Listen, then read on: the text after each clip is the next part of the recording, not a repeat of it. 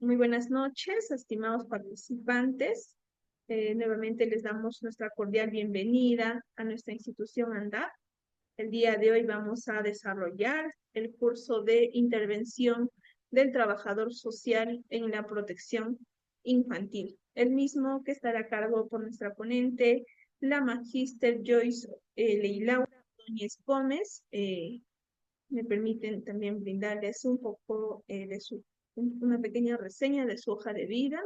Nuestra ponente es licenciada de Trabajo Social por la Universidad Nacional San Cristóbal de Huamanga. Asimismo, es magíster en Gerencia Social por la misma Casa de Estudios Superiores. Bien, para que esta sesión, estimados participantes, se desarrolle de manera dinámica, activa, pueden encender sus cámaras. Aquellos que desean también realizar sus preguntas, lo pueden realizar en el chat. Y aquellos que desean interactuar con nuestra ponente, pueden alzar el icono de la mano, se les va a habilitar el audio a cada participante. Recordarles, estimados participantes, que las preguntas que deben formular deben ser de acuerdo al tema que se va a abordar en esta sesión. Asimismo, se le solicita estricto respeto a nuestra ponente, a los organizadores del presente evento académico y a todos nuestros participantes quienes se encuentran conectados en esta plataforma Zoom. Y también aquellos que nos están viendo a través de nuestro Facebook Live de nuestra institución ANDAP. Bien, estimada licenciada, con ello podemos dar inicio a la sesión del día de hoy. Muchas gracias.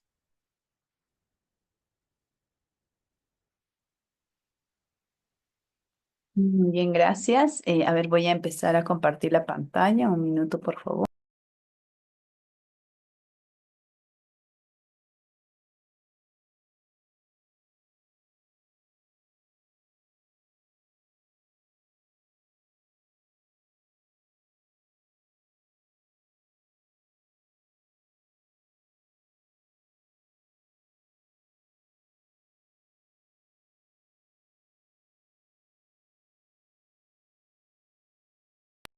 Bien, ahora sí, entonces vamos a ir iniciando con este importante tema. El curso de hoy ya nos han presentado y también han presentado el tema de hoy, que es básicamente la intervención del trabajo social en la protección de la infancia, la protección infantil. Vamos a abarcar diferentes aspectos. De hecho, no vamos a tratar exclusivamente o nos vamos a centrar exclusivamente en una institución, porque como sabemos, como profesionales del trabajo social, podemos trabajar en la protección infantil desde diferentes espacios laborales, ¿no? Si bien tenemos instituciones propias, digamos, que trabajan exclusivamente en la protección infantil, como las de MUNAS, la UPE, entre otras, incluido las ONGs, todas ellas trabajan en el marco de una normativa, ¿no? De una normativa, de leyes y también de todo un sistema que tenemos a nivel nacional. Y vamos a entrar un poco a conocer ese sistema, a conocer también un poco sobre los conceptos que como profesionales del trabajo social vamos a ir desarrollando, ¿no? Con la finalidad justamente de proteger a los niños, a las niñas, de buscar su desarrollo y el cumplimiento de sus derechos. Y bueno, entonces vamos a ir iniciando, vamos a comenzar un poco delimitando el tema, delimitando este concepto tan importante, o este grupo poblacional que es la infancia, ¿no? Y eso nos permite comprender a quiénes integramos cuando hablamos de infancia, ¿no? Y es necesario comprender que hablamos de niños, niñas, ¿no? Que son todas estas personas, son todos estos seres humanos desde su nacimiento hasta los 18 años de edad, ¿no? Si bien ahora hablamos de niños, niñas, adolescentes, por estas categorías o por esta situación, digamos, de ver el desarrollo evolutivo de las personas, ¿no? Básicamente este periodo ya conocido, ¿no? De la niñez a la adolescencia y luego a la juventud. Entonces vamos viendo que nace, digamos, este concepto desde la Convención de los Derechos del Niño, en comprender que los niños y niñas, bueno, son las personas que se les cataloga como niñez desde su nacimiento hasta los 18 años de edad, ¿no? Salvo que alcancen la mayoría de edad en otra etapa o en otra edad, ¿no? Que puede variar de acuerdo a la legislación de cada país, ¿no? También podemos hablar en estas etapas de la niñez, ¿no? Podemos hablar de esta primera infancia, que también dentro de la primera infancia existen diferentes ciclos, por decirlo así, ¿no? Desde los bebés hasta los niños de 3 o la primera infancia entendamos desde los cero meses hasta los 5 años, pero en este ciclo o en este grupo poblacional todavía se tiene diferencias, ¿no? Podemos encontrar a los bebés o los menores de 2 años, podemos encontrar a los de 3 a 5 años, ¿no? Y que cada uno tiene su propio desarrollo, ¿no? Su propio desarrollo propio de conocer, de ir aprendiendo este mundo que es la vida, ¿no? Propiamente. Y es así que encontramos este grupo poblacional tan importante que hablamos de la primera infancia, como un concepto que surge básicamente de la neurociencia y de las ciencias que estudian el comportamiento y que aquí nos vamos a ir concentrando, digamos, vamos a ir comprendiendo poco a poco que en estos primeros años de vida, ¿no? Vamos a encontrar, digamos, un importante hito de todas las personas para el desarrollo, sea físico, cognitivo, lingüístico y socioafectivo. Esto es algo que marca la primera infancia, ¿no? La primera infancia incluso depende de muchos países, otros se catalogan hasta los 5 años, como en el caso de nuestro país. Hay otros que se catalogan hasta los 8 años, ¿no? Lo cierto es que la UNICEF reconoce a la primera infancia desde los 0 hasta los 5 años, ¿no? Y así justamente vamos viendo esta diferenciación en cuanto a la intervención, ¿no?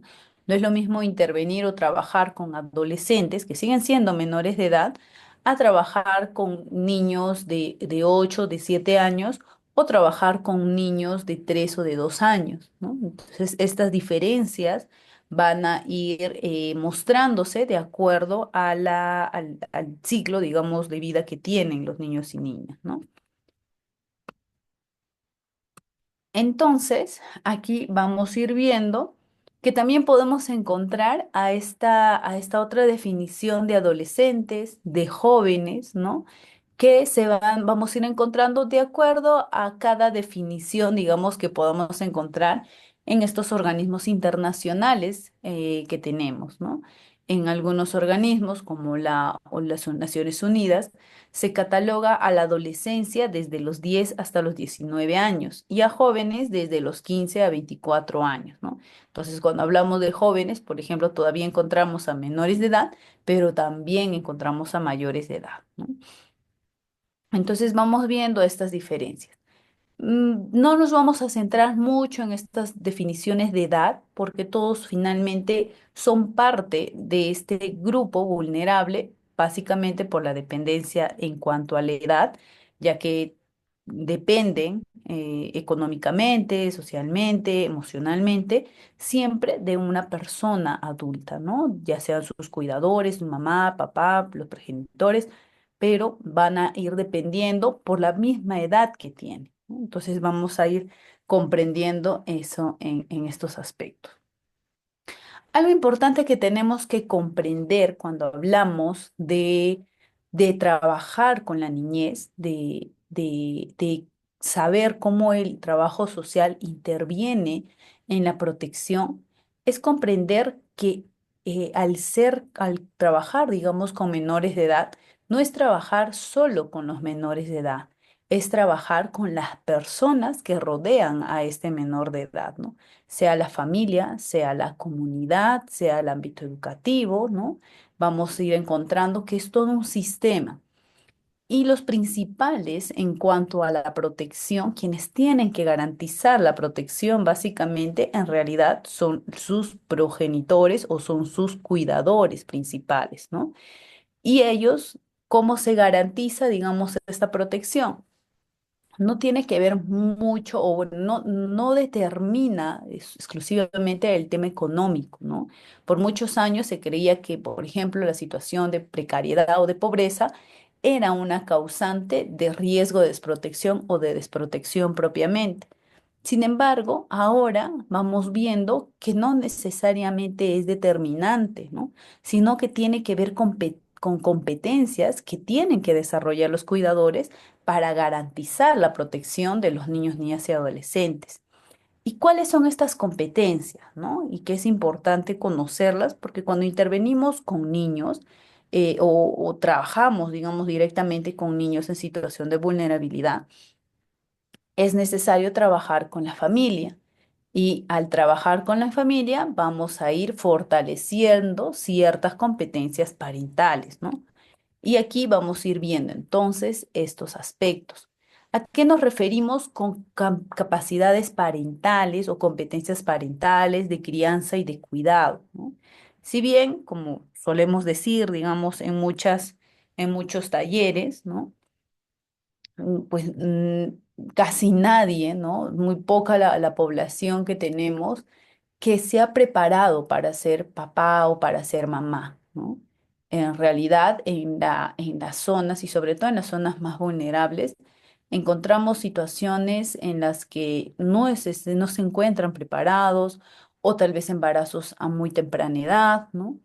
Entonces, o embarazos no planificados, ¿no? Entonces, ¿qué es lo que sucede? Que a lo largo del camino recién empiezan a tener o a asumir ciertas responsabilidades, ¿no? Y estas competencias parentales nos hace referencia a este conjunto de responsabilidades, de derechos y de deberes que permiten a la familia afrontar de forma flexible y adaptativa la tarea de cuidar y de educar a los niños, niñas y adolescentes. ¿Por qué hablamos de esta forma flexible y adaptativa? Porque las condiciones de cada familia son muy distintas. Nosotros no podemos, digamos, exigir a una familia alimentar de lo más rico posible, ¿no? En cuanto a la nutrición, en cuanto a la alimentación saludable, cuando tal vez el tema económico no encaja directamente con ello, ¿no? O no podemos exigir que se ponga en un colegio que tienes que pagar una pensión particular cuando las condiciones de la familia no tienen o no responden a ello, ¿no? Entonces, aquí hablamos de estas responsabilidades, derechos y deberes que tienen las familias, pero que estas son flexibles y van a ser adaptativas, ¿no? De acuerdo a sus condiciones, de acuerdo a sus necesidades de desarrollo y de aprendizaje también de los niños, ¿no? Durante estas etapas de vida de los menores de edad, vamos a encontrar diferentes necesidades, ¿no? No van a ser las mismas necesidades de un bebé que el de un adolescente. Entonces vamos a encontrar estas diferentes necesidades y aprendizajes también, ¿no? Y estas formas de aprendizaje van a hacer que justamente las familias empiecen a adaptarse a cada una de estas etapas, ¿no? Tal vez en la primera infancia vamos a tener, em, digamos, estrategias para enseñar a los niños en cuanto al mundo, ¿no? Al de conocer, de cómo deben comportarse, cómo deben controlar o gestionar las emociones, pero ya en la adolescencia vamos a hablar de otras competencias propias, ¿no? Tal vez el tema de las reglas, ¿no? De un castigo no humillante, sino un castigo reparador, una disciplina positiva, ¿no? Con estas capacidades de crianza y de cuidado, ¿no? Y que todo va a partir del ciclo de vida en la que encontramos, digamos, a los niños, niñas, adolescentes, ¿no? Todo con la finalidad de garantizar su desarrollo integral, porque esa es la función principal que van a tener los cuidadores, que es el de garantizar su desarrollo integral, pero también de proteger y de educar. Y eso no solamente parte de ser conscientes que como papás tenemos que proteger y educar, no, sino que la misma ley te obliga a que tu responsabilidad como padres es proteger y educar a los hijos y a las hijas, ¿no? ¿Qué otro concepto es importante cuando trabajamos en intervención con la niñez? Hablamos del cuidado y de la protección, ¿no? que es la atención que se le brinda a los menores de edad o los niños, niñas, adolescentes, con la finalidad de cubrir sus necesidades y protegerlos en el ejercicio de sus derechos. Todo esto para lograr el desarrollo integral en función a su interés superior. Esta palabra tan importante que muchas veces lo asociamos más al campo legal, ¿no? Y que si bien tiene que ver con un campo legal, pero también se puede aplicar a la parte social. ¿En qué sentido? En comprender qué es lo que es mejor para el niño o la niña, ¿no? No qué es lo que es mejor, digamos, para la mamá o el papá o para el profesional, ¿no? ¿Qué creo yo que es mejor? No, sino más bien qué es mejor para este niño, ¿no? Entonces, esto es comprender sus necesidades y garantizar que estas necesidades sean cubiertas. Finalmente, las competencias parentales que buscan la promoción del desarrollo de competencias parentales, pero que estén orientadas a mejorar la calidad de las relaciones entre mamás, papás, responsables o cuidadores, cuidadoras y la calidad del entorno familiar donde se crían los niños, niñas y adolescentes, ¿no? Estas competencias parentales no tiene que ver con un tema económico, tiene que ver con un tema de relación, de confianza, de vínculo que se va a establecer, ¿no?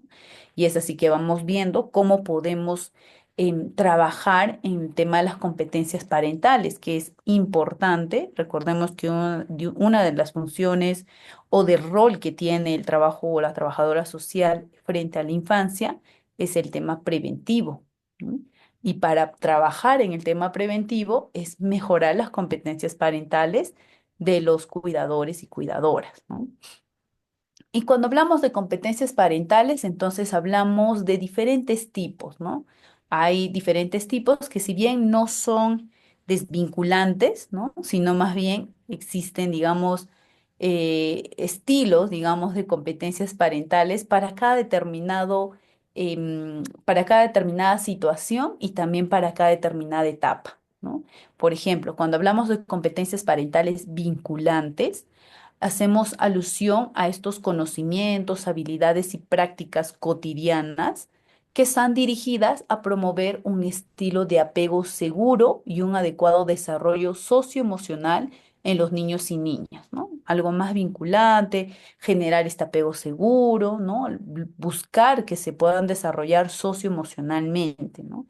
Y esto incluye esta variedad de conductas visuales, como por ejemplo, cómo hablamos a los niños, las partes más afectivas, las partes físicas que usan los papás, las mamás para involucrarse en sus hijos e hijas, ¿no?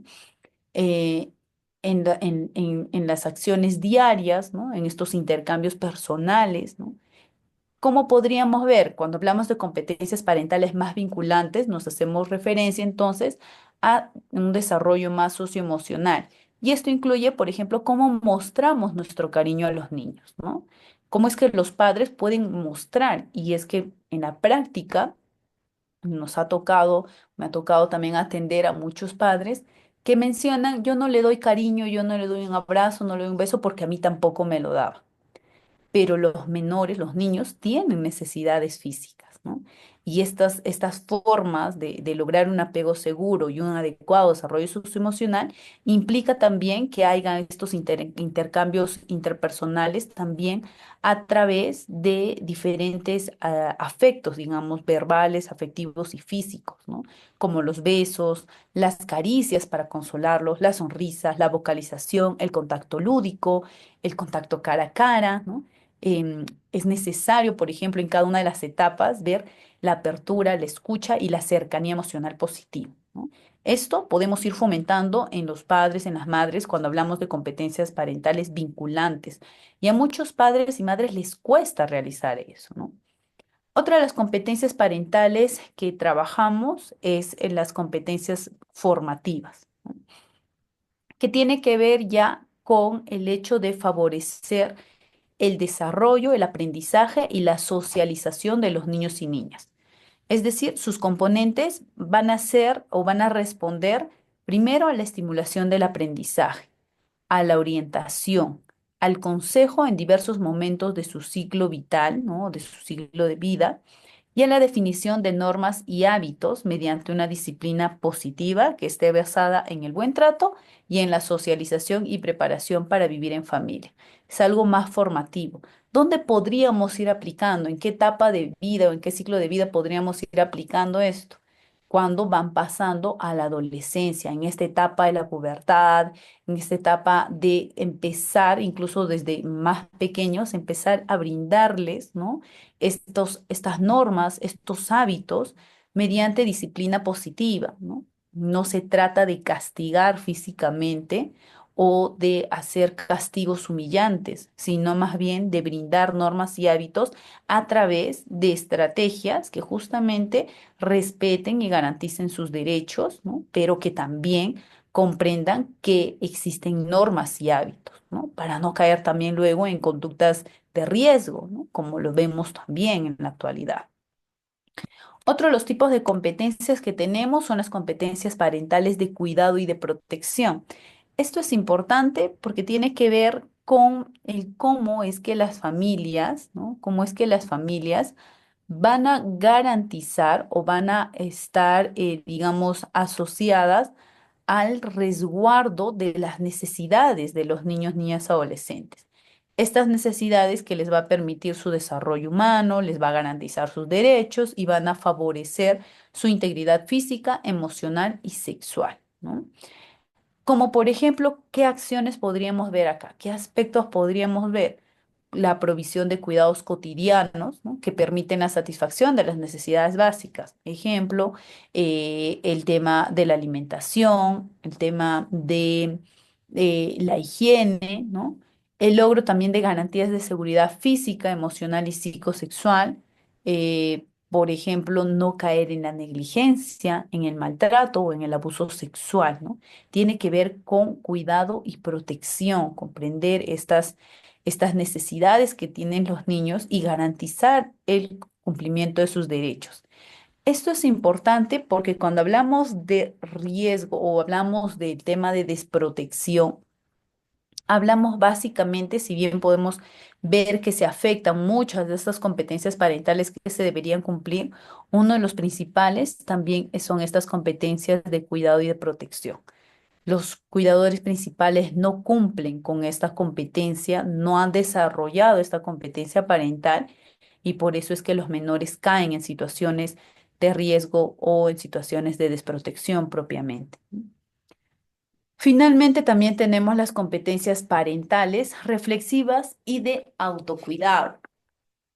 Cuando hablamos de este tipo de competencias, es básicamente el comprender el tema de explicar o el de enseñar a los niños, niñas, adolescentes sobre el autocuidado, ¿no?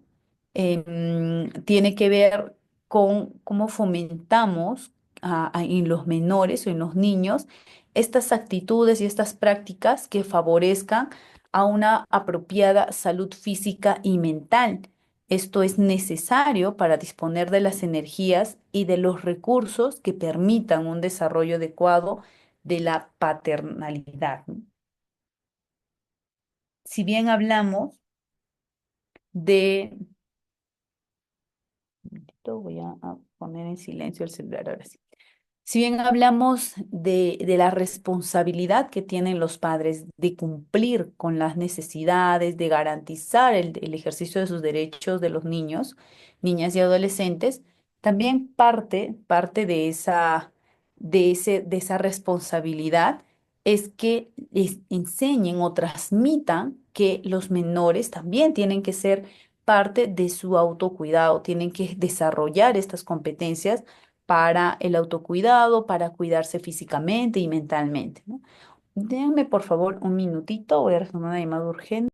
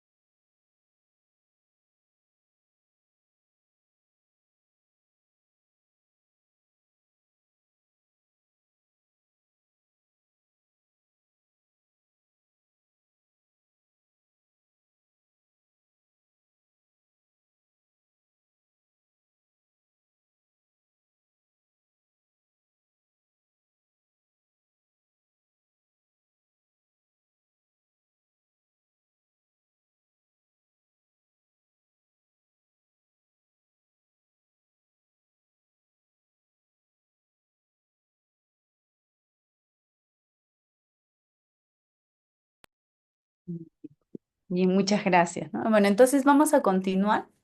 Ya hemos hablado de estas competencias parentales que es importante ir desarrollando en las familias, en los cuidadores, en las cuidadoras, cuando hablamos del tema de protección infantil, ¿no? Ahora bien, vamos a entrar a un tema importante, como ya los iba mencionando. Ahora el tema de la infancia no se trabaja desde una mirada, digamos, eh, privada en cuanto a que solo compete a los padres o a las madres, ¿no? Ahora ya hablamos de la infancia como, o de los niños, niñas, adolescentes como sujetos de derecho, ¿no? Y esto no ha sido, pues, por decirlo así, gratis, ¿no? Sino ha sido todo un proceso de reconocer que los niños, niñas, adolescentes son personas, ¿no? Que si bien tienen dependencia por la edad, no son propiedad, por decirlo así, de alguien, ¿no? Sino más bien son seres humanos a las que se tiene que garantizar sus derechos por ser seres humanos. Y esto nos va a llevar a ampliar, digamos, un poco la información a través de conocer la Convención sobre los Derechos del Niño, ¿no? Esta convención tan importante. Esta convención nos menciona algunos derechos que han sido reconocidos, pero como ya les mencionaba, esto no es un proceso que nació de la noche a la mañana, ¿no? Sino más bien tiene su propia historia, digamos, ¿no?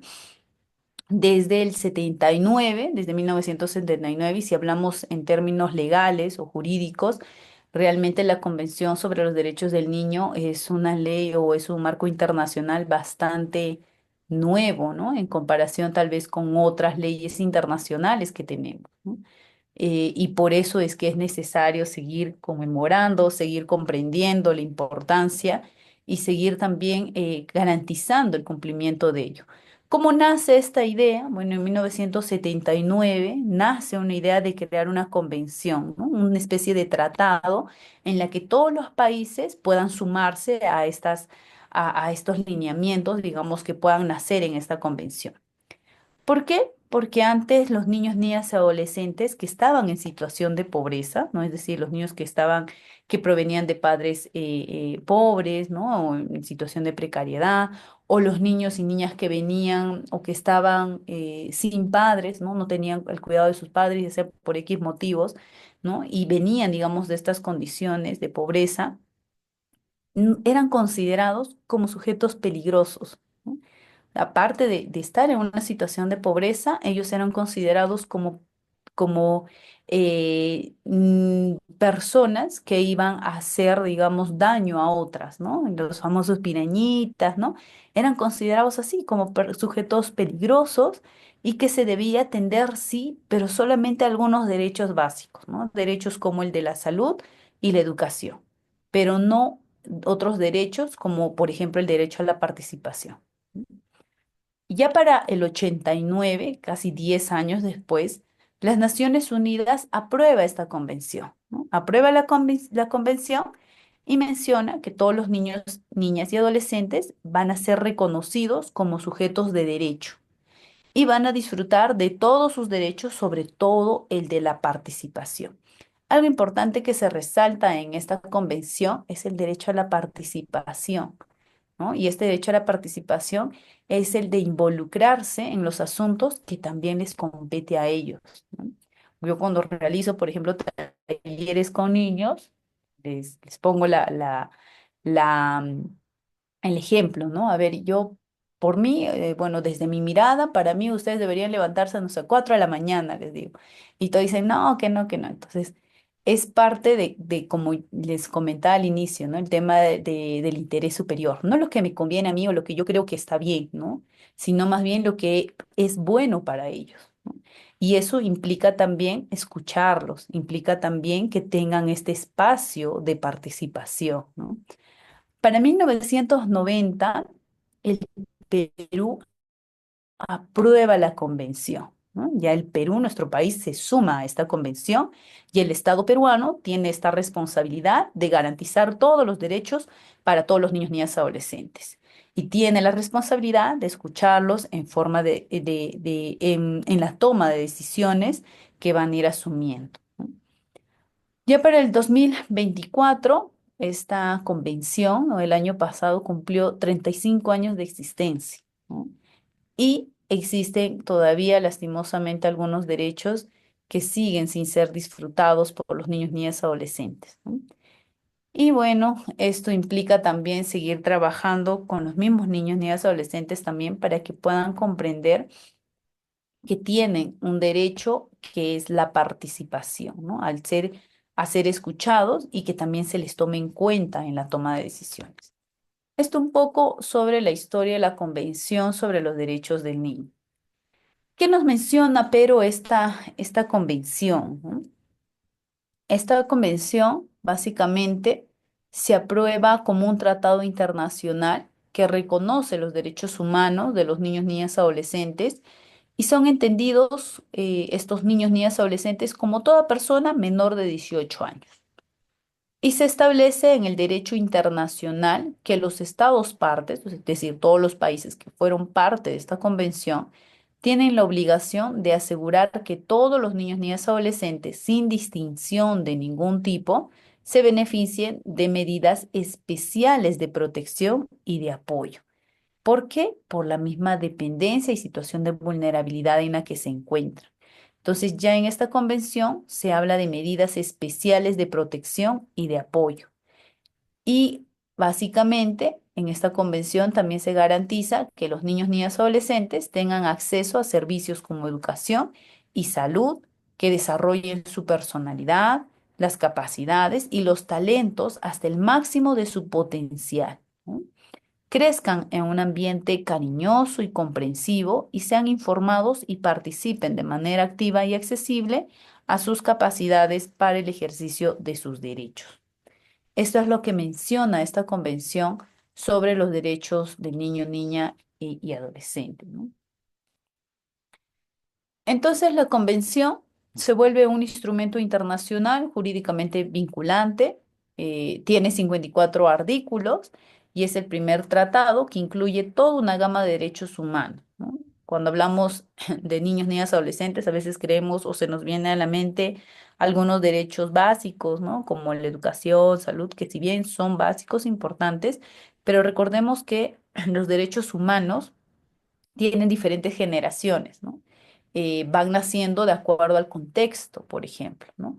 Es decir, a un inicio hablábamos de derechos humanos netamente civiles, pero después ya vamos hablando de otros tipos de derechos, ¿no? Hasta económicos. Y lo mismo sucede con los niños, niñas, adolescentes. Se les incluye todos estos derechos, tanto civiles, políticos, sociales, culturales y económicos, ¿no? Adicionalmente, esta convención es el tratado internacional más ampliamente ratificado actualmente, ¿no? Actualmente ya se tiene a 193 estados, ¿no? Partes que son, digamos, o que han sido, que han ratificado pertenecer o básicamente alinear también sus políticas a esta convención. Uno de los países que todavía no ha ratificado esta convención es Estados Unidos, ¿no? Si bien ellos fueron, o bueno, este país fue parte, digamos, de esta suscripción, a la actualidad no lo ha ratificado, ¿no? Principalmente, esta convención refiere a que los niños, niñas, adolescentes sean reconocidos como sujetos que viven en la sociedad, ¿no? Y esto significa que los adultos deben tener un trato horizontal con los niños, niñas, adolescentes, que los escuchen y que les tomen en cuenta en el desarrollo de su comunidad. Los adultos, ¿no? Los adultos tenemos el papel, ¿no? De facilitar que ellos disfruten de sus derechos y se desarrollen en un ambiente armonioso. Esa, digamos, es una de las funciones que tenemos los adultos, ¿no? Antes de de la aprobación de esta convención, el instrumento jurídico que regulaba la vida de los niños, niñas y adolescentes se llamaba Código del Menor, ¿no? En nuestro país.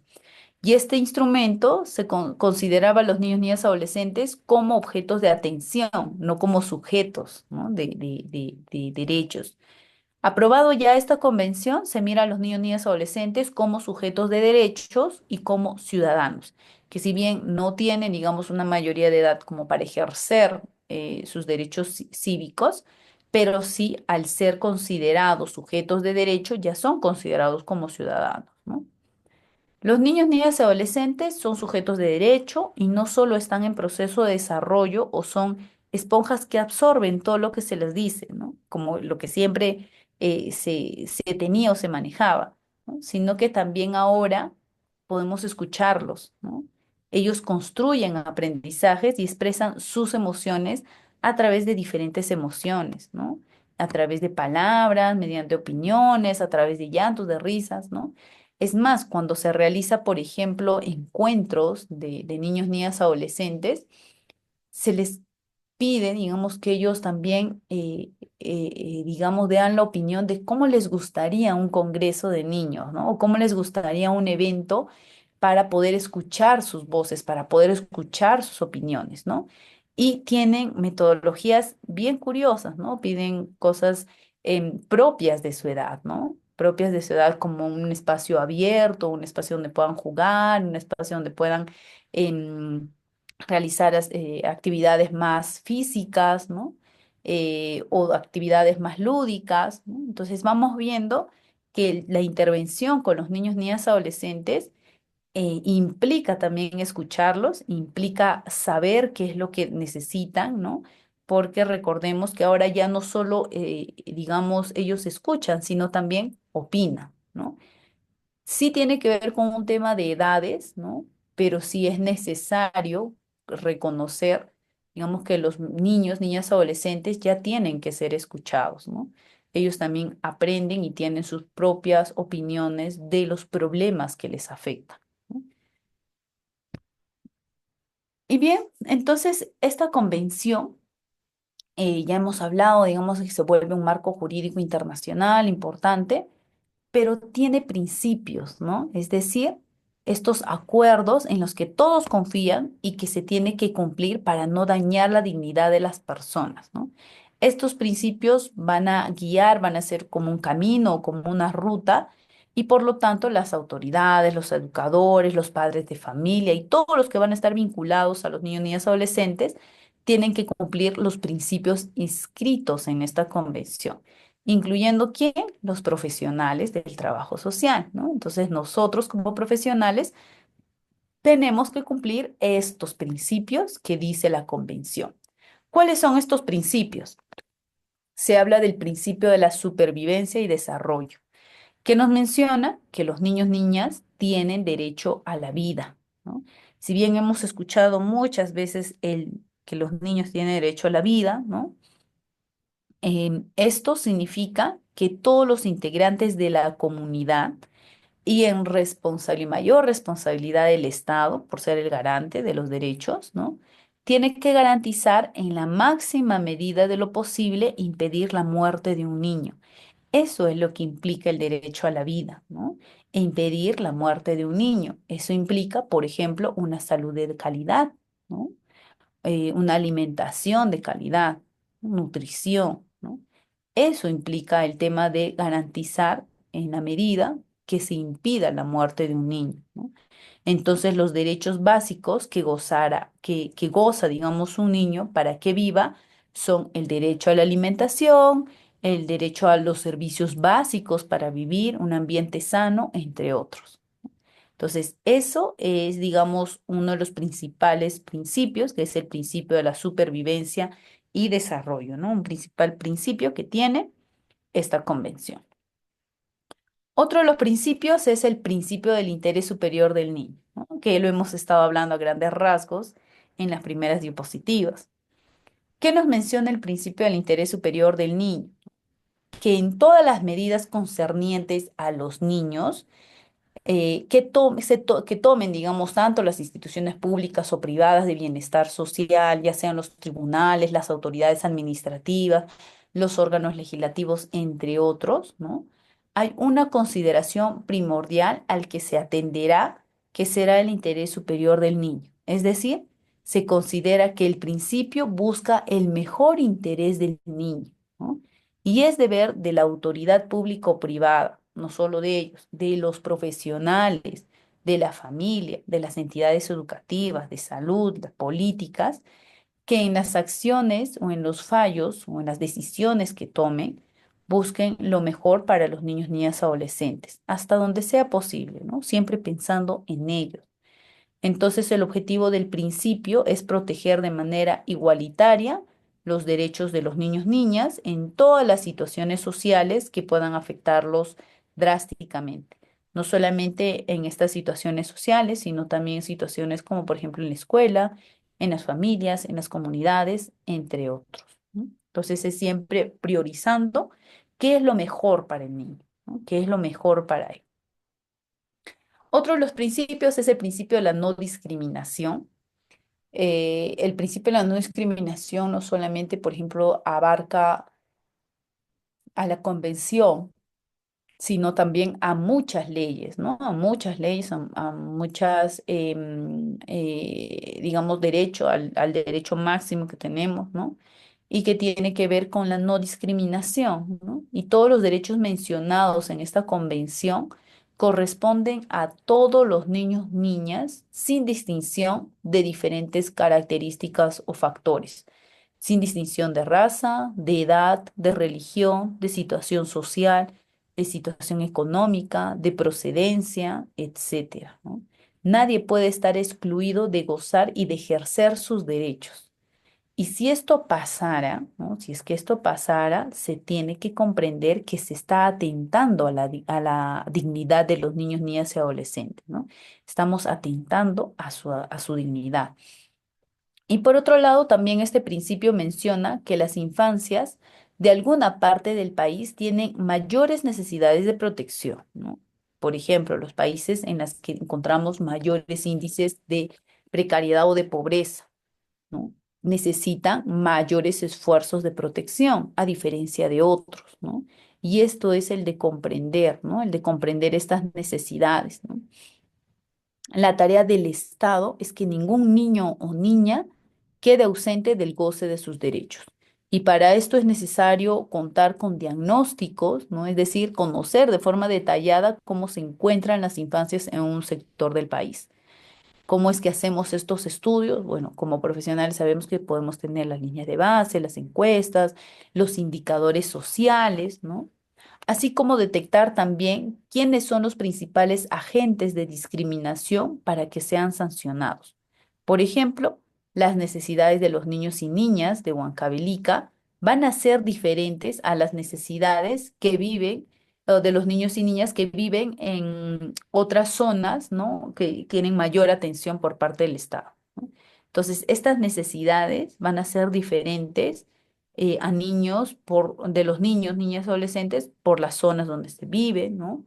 Y eso implica que justamente el Estado garantice que existen ciertas zonas o ciertas condiciones por las que se tiene que trabajar aún más, ¿no? Y bueno, sí se menciona también que es importante tener en cuenta que este principio se opone a la denominación de los otros, así como como el machismo, el racismo, el adultocentrismo, ¿no? Es decir, se tiene que tener en cuenta que la no discriminación implica ello, implica que no podemos caer en el machismo, en el racismo o en el adultocentrismo, es decir, creer que todo, que digamos la razón lo tienen los adultos, ¿no? Sino más bien el de comprender cuál es lo mejor para el menor, ¿no? Cuál es lo mejor para ellos. Y finalmente tenemos el principio de la participación, ¿no? El principio de la participación es realmente importante y creo que hay bastantes esfuerzos por parte también del Estado de garantizar o de escuchar o de tener espacios de participación para los niños, niñas, adolescentes, ¿no? Los estados partes van a garantizar al niño que esté en condiciones de formarse un juicio propio, el derecho de expresar su opinión libremente. Por eso es que hablamos de estos ciclos de vida, digamos, o estos periodos de desarrollo en esta primera etapa de vida que es la niñez, ¿no? No es lo mismo trabajar con un menor de 2, de 1 año, de 5 años, que trabajar con un menor de 9, 10, 11 o un adolescente de 15, ¿no? Y el principio de la participación se encuentra sujeta a ello, ¿no? se encuentra sujeto a esta condición, ¿no? Cuando ya el niño o la niña está en condiciones de formar un juicio propio, ¿no? De poder expresarse, de poder, de ya haber aprendido también, tiene el derecho de expresar libremente en todos los asuntos que le afecte al niño, ¿no? Tendiéndose debidamente en cuenta las opiniones del niño en función a ser escuchados en todo procedimiento, ya sea judicial o administrativo, que va a afectar al niño, ya sea directamente o por medio de un representante o de un órgano apropiado, ¿no? Básicamente, el tema de las leyes, y por ejemplo vamos a hablar más adelante sobre este decreto legislativo o sobre los niños en situación de riesgo o de desprotección, también, por ejemplo, las leyes tienen que garantizar que puedan, estos menores puedan acceder a ciertos derechos y entre ellos es el tema de la participación. Ellos tienen que ser parte de conocer o parte de este proceso de fortalecimiento de competencias, por ejemplo, a sus padres, ¿no? Por eso es que la participación es un principio muy importante. Su cumplimiento va a contribuir en asegurar el cumplimiento de todos los demás derechos. Es un derecho civil y político básico para todos los niños y niñas. Y es en tanto como el derecho a la vida, es tan importante como el derecho a la vida, ¿no? Y por lo tanto, en todas las actividades, en los asuntos en los que los niños y niñas se vean involucrados, es primordial que gocen y ejerzan estos derechos y que su voz sea considerada en cuanto a la toma de decisión, ¿no? Importante, sobre todo, por ejemplo, cuando trabajamos en ámbitos educativos, ¿no? En ámbitos educativos también es necesario considerar este principio de la participación. Entonces, como hemos hablado, la intervención también del profesional del trabajo social es garantizar el goce de estos cuatro principios que menciona la Convención, de la Convención sobre los Derechos del Niño, ¿no? Y vamos a hablar entonces ahora de un enfoque, de una mirada de derechos que es importante porque está muy asociada a nuestra profesión, ¿no?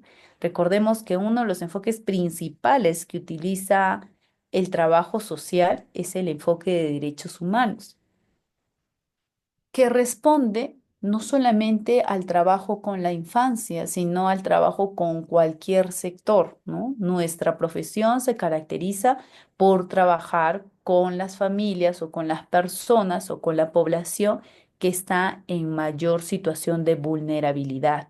¿Y por qué hablamos de esta situación de vulnerabilidad? Porque muchos de los derechos que tienen o que gozan, digamos, esta población no está siendo cumplida, ¿no?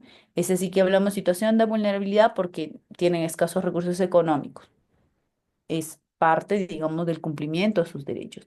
O no acceden a servicios de educación o de salud de calidad, ¿no? Entonces es parte también de no cumplir con los derechos ya establecidos. Entonces vamos a ver desde esta mirada los derechos con los que se cuenta, digamos, desde la niñez, ¿no? Desde esta etapa de vida de los niños, niñas, adolescentes. Los derechos, básicamente, si bien vamos a ir hablando un poco conceptual, los derechos van a contribuir al buen desarrollo de los niños, niñas, adolescentes o los llamados derechos de provisión, ¿no? Que es los derechos, digamos, destinados, también uno de los derechos destinados exclusivamente a los niños, niñas, adolescentes. ¿Por qué? Porque son los derechos básicos para el desarrollo óptimo del niño y de la niña, los cuales tienen que ver con la provisión de derechos para un adecuado desarrollo físico, social, psicológico y espiritual. Para el cumplimiento de estos derechos del Estado, llega a un acuerdo con el ciudadano, ¿no?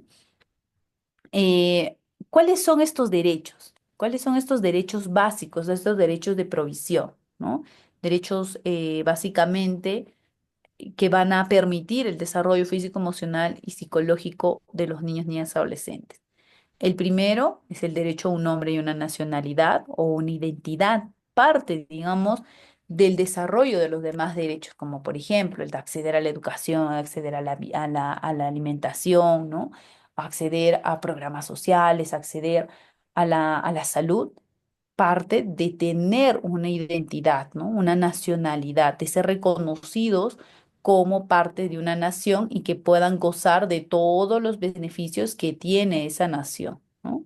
Y eso es el derecho a un nombre, a la nacionalidad o a la identidad. El derecho a no ser separados de los padres, ¿no? Este es algo que vamos a ir viendo más adelante con respecto a estas situaciones de riesgo, situaciones de desprotección, que tiene que ver con una evaluación también que se realiza, ¿no? Si bien hablamos del derecho a no ser separados de los padres. Uy, ¿no me escucha? Hola, hola. ¿Me escuchan, por favor? ¿Me confirman? Sí, se escucha perfectamente, licenciado. Ah, ya, ya. Gracias, gracias. Bien, entonces, este derecho a no ser separado de los padres, si bien es uno de los derechos y vamos a ver cómo es que está este decreto legislativo, ¿no? Trata de garantizar ello, ¿no? Trata de garantizar ello, de buscar de la mejor forma, digamos, que el mejor espacio de desarrollo del niño y de la niña y del adolescente es en su propia familia, ¿no? Es con sus cuidadores, con sus padres, con sus madres, ¿no? Este es uno de los derechos que tienen los menores de edad, que es el derecho a no ser separado de los padres. Otro de los derechos que se tiene es el derecho a la atención y a cuidados especiales de los niños, niñas, adolescentes con habilidades diferentes, porque ya hablamos de una situación de vulnerabilidad, básicamente por la dependencia que tienen los niños, niñas, adolescentes, pero dentro también de este sector, de esta población, también encontramos niños, niñas, adolescentes con mayor situación de vulnerabilidad, ¿no? Que pueden tener habilidades diferentes. Y esto les va a generar una atención y un cuidado especial, ¿no? Que está muy ligado al derecho a la salud. También tenemos el derecho a la seguridad social y el derecho a la educación, ¿no? Son algunos derechos de provisión. También tenemos derechos de protección, ¿no? Los derechos que van a exigir, digamos, la protección a los niños, niñas, adolescentes, ¿no?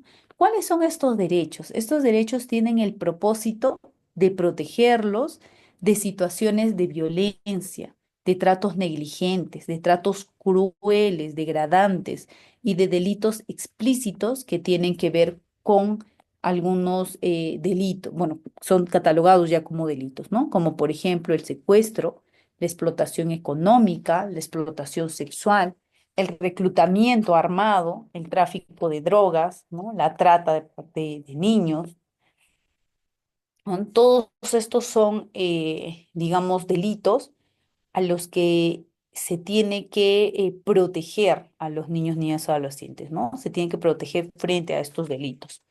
Por eso es que estos derechos de protección, son pensados en proteger la seguridad física y mental del niño ni adolescente y del autoritarismo de los adultos, ¿no? El autoritarismo. Vamos a ahondar más adelante sobre estos derechos de protección, ¿no? Que básicamente tiene que ver con las leyes, la legislación que tenemos, ¿no? Para poder garantizar justamente la protección frente a situaciones de violencia o de tratos negligentes o crueles cuando están atravesando, digamos, algunos niños, niñas y adolescentes. También tenemos los derechos de participación, que bueno, ya hemos hablado poquito profundidad, digamos, en las diapositivas anteriores, que son estos derechos reconocidos por primera vez para la infancia, ¿no? Ahora ya podemos hablar de que los niños tienen el derecho a hablar, a opinar, ¿no? A participar, no como, digamos, y todavía seguramente habrán escuchado algunos adultos que mencionan, en mis épocas los niños no hablaban o los niños solo escuchaban, los niños no tenían por qué interrumpir, ¿no? O todo se basaba en las decisiones que tomaban los adultos por ellos, ¿no?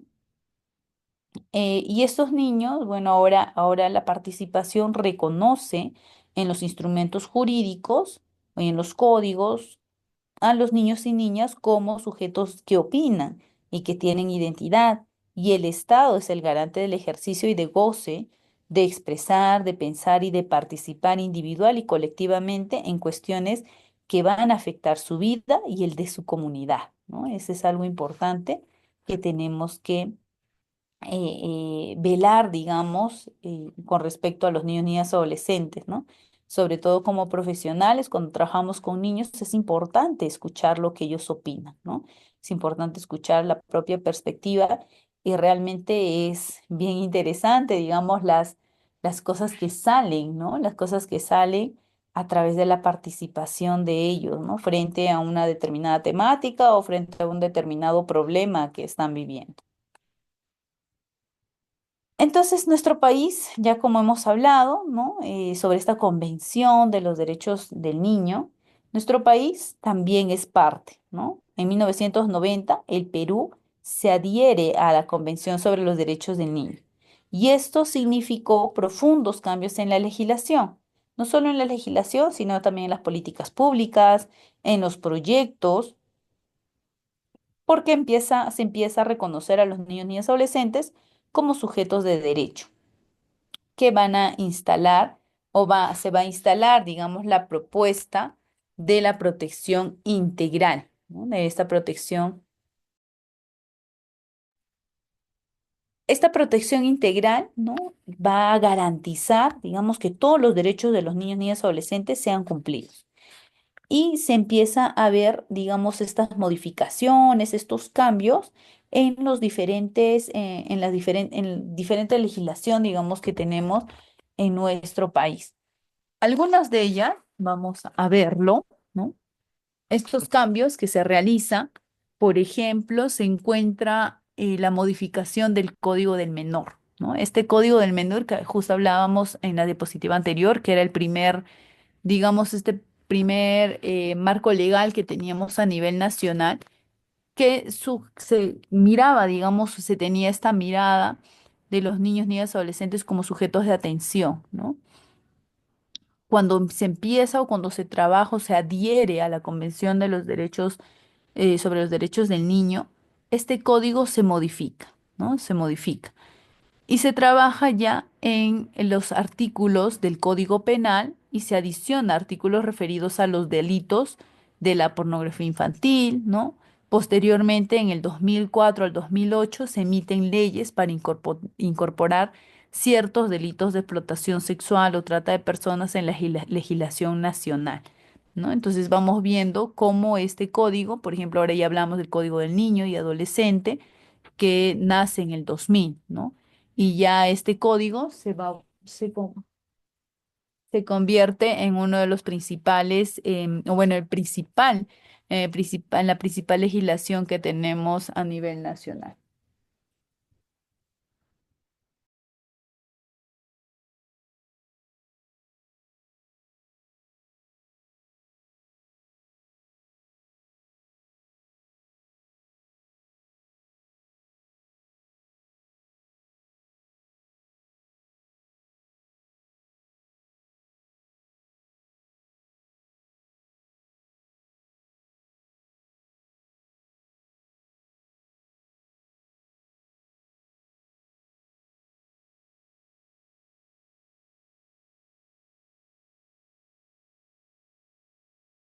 Bien, gracias. Se me apagó el audio, se me presentó un problemita, pero ya volvimos. Entonces, bueno, continuando, ya vamos viendo entonces que uno de de las principales modificaciones que se tiene a raíz de esta convención es el Código del Niño y Adolescente, ¿no? De los niños, niñas y adolescentes, que fue del 2000, ¿no?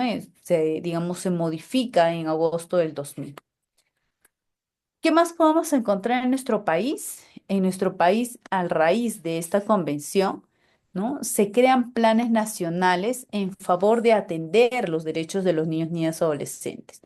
Esto con la finalidad de que el Estado garantice el derecho a la educación en sus diferentes niveles, ¿no? Especialmente en las zonas rurales, donde se busca reducir el problema de la deserción educativa, de la salud, ¿no? Se atiende situaciones de mortalidad infantil y se busca reducir la muerte de los niños, niñas y adolescentes, ¿no? De los niños y niñas sobre todo, e incrementa la provisión de vacunas contra las enfermedades e identidad de manera universal y gratuita para los niños, niñas y adolescentes. Entonces, todos estos cambios que hemos visto en los últimos años, ¿no? Por ejemplo, el tema de la identidad, ¿no? El acceso, digamos, al DNI, las campañas de vacunación, ¿no?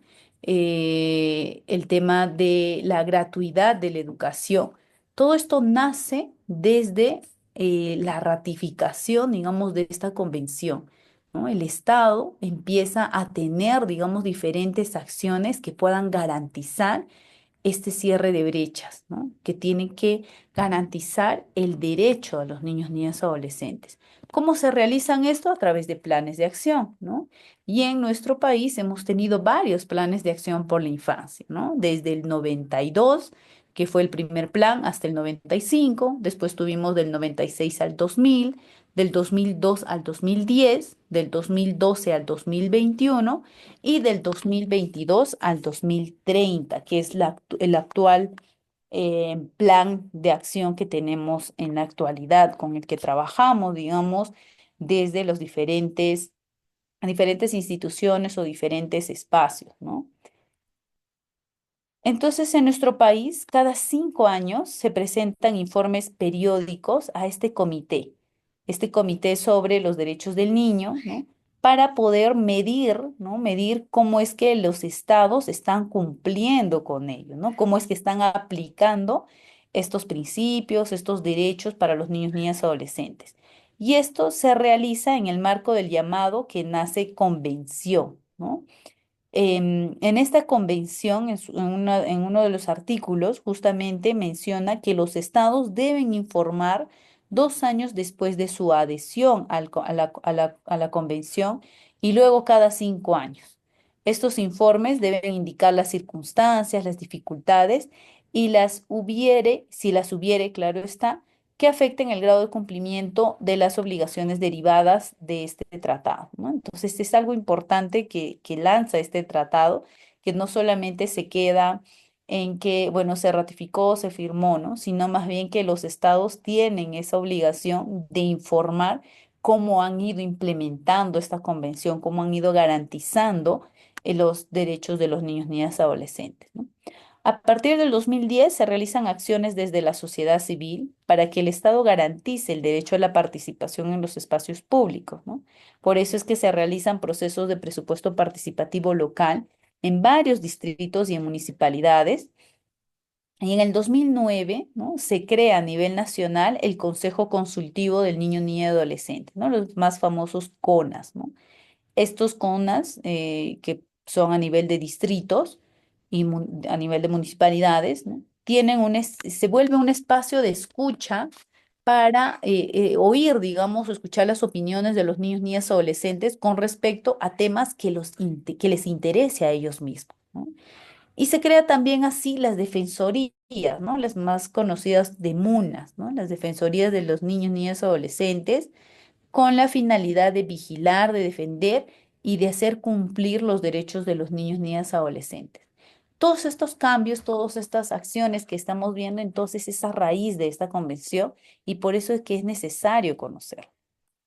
En el Perú, entonces, existen más de 10 millones de niños, niñas, adolescentes. Es decir, se constituye casi o más del 30% de la población nacional de este grupo de niños, niñas, adolescentes conforman el 30% de la población en total, ¿no? Y el Estado peruano y la sociedad tienen el compromiso de respetar y de proteger sus derechos fundamentales como sujetos de derecho de forma integral, sin ningún tipo de discriminación. Hablamos entonces de estos planes de acción por la infancia, ¿no? Que básicamente tiene diferentes dimensiones y que a la actualidad tenemos este plan, digamos, hasta el 2030. Ya no es un plan, sino se habla de un sistema nacional de atención integral del niño ni adolescente. Este sistema nacional se convierte en un conjunto de órganos, entidades y de servicios públicos y privados que van a formular, van a coordinar, van a supervisar, van a evaluar y van a ejecutar programas y acciones que van a estar orientadas a garantizar el desarrollo de los niños, niñas, adolescentes, tal como lo establece el Código de los Niños, Niñas, Adolescentes en su artículo 27, ¿no? Entonces, este sistema nacional justamente va a trabajar o va a buscar esta atención integral, ¿no? de los niños, niñas, adolescentes, constituyendo e involucrando a todas las entidades, ya sean públicas y privadas, para estas diferentes acciones. ¿Qué nos habla este sistema? Nos habla de esta protección integral de los niños, niñas, adolescentes. Y para esta protección se tiene que reconocer a los niños, niñas, adolescentes como sujetos de derecho, es decir, titulares de derechos y también de deberes, ¿no? Y se tiene que prevenir la amenaza, la vulneración de los mismos y asegurar el restablecimiento inmediato en cuanto a la aplicación del interés superior del niño. Algunos aspectos de este sistema, ¿no? El primero, que los niños, niñas y adolescentes son sujetos de derecho, ¿no? Son titulares de derecho y ejercen todos los derechos que la normatividad reconoce. Otra de las cosas que se avala o digamos se garantiza a través de este sistema es el derecho a la protección especial. El desarrollo de los niños y niñas es diferente al de los adultos y como es diferente, sus necesidades también son especiales en cuanto a la edad, ¿no? Las necesidades van a ir variando en cuanto a este ciclo de vida, digamos, en la que se encuentran, ¿no? De acuerdo a la edad y básicamente también el derecho al desarrollo integral, en la que se tiene que intervenir en todas las variables que afectan el desarrollo de las personas, entorno, capacidades y situaciones que van a permitir el ejercicio de los derechos, ¿no? Entonces, estos tres aspectos se trabaja y se garantiza, digamos, desde este sistema nacional, ¿no? de protección infantil. Ahora bien, vamos a ir hablando, bueno, no vamos a ahondar mucho en este aspecto, ¿no? Si no nos va a ganar la hora, ¿no? Pero les vamos a dejar en las diapositivas, ¿no? sobre esta normatividad que tenemos en la actualidad en nuestro país, ¿no? Hemos hablado de esta convención y cómo es que los países que han sido parte de esta convención han tenido que modificar muchas de sus normativas con la finalidad de garantizar su cumplimiento. Tenemos en la Constitución Política del Perú, tenemos la Ley 26518, ¿no? Que es la ley que aprueba este Sistema Nacional de Atención Integral al Niño, ¿no? Este sistema que hemos estado hablando. Tenemos también la Ley 27337, que es la ley que aprueba el nuevo Código del Niño, Niña y Adolescente, ¿no? que va a incorporar estos principios de la Convención. Tenemos la ley 30362, que es la ley que básicamente va a generar este decreto supremo para cumplir con este Plan Nacional de Acción.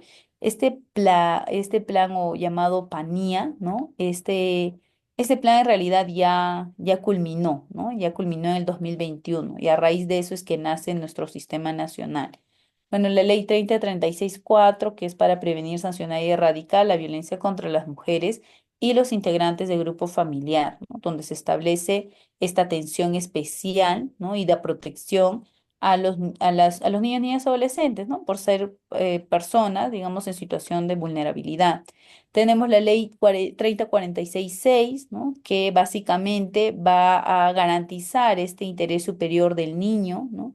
Tenemos la ley 3043, que prohíbe el uso del castigo físico y humillante contra los niños, niñas, adolescentes.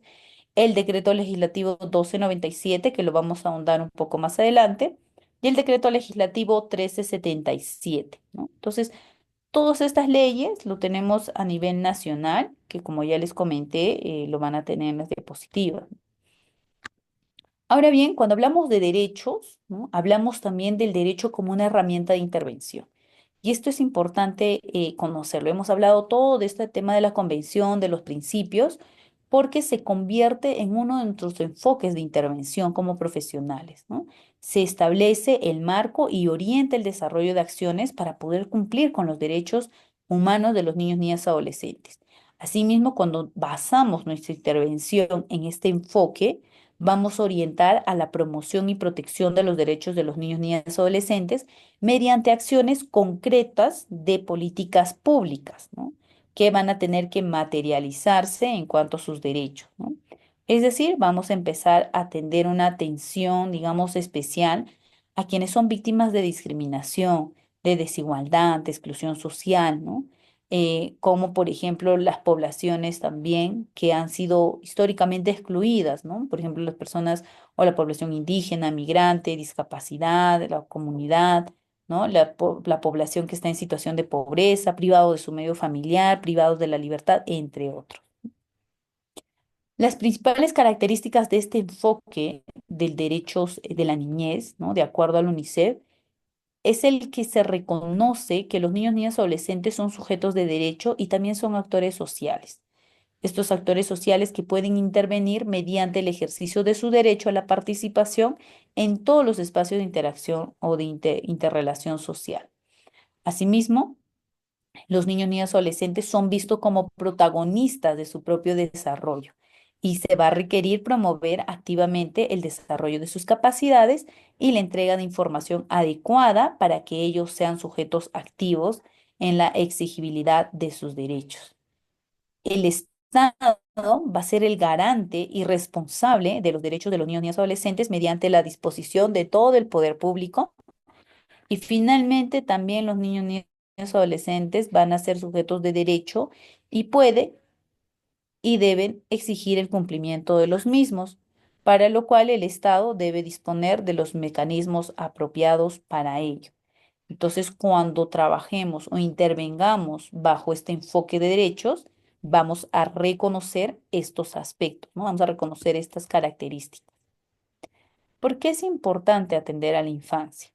Porque vamos a lograr disminuir la desigualdad social, porque es la etapa más importante para el desarrollo del ser humano, porque mejora el acceso y la permanencia en el sistema educativo, porque impacta en los procesos sociales y culturales y sobre todo también porque genera una alta rentabilidad económica. Al tener niños protegidos, niños desarrollados integralmente, en el futuro vamos a tener buenos ciudadanos, vamos a tener una buena fuerza laboral y sobre todo vamos a tener una rentabilidad económica y una paz social, por decirlo así, ¿no?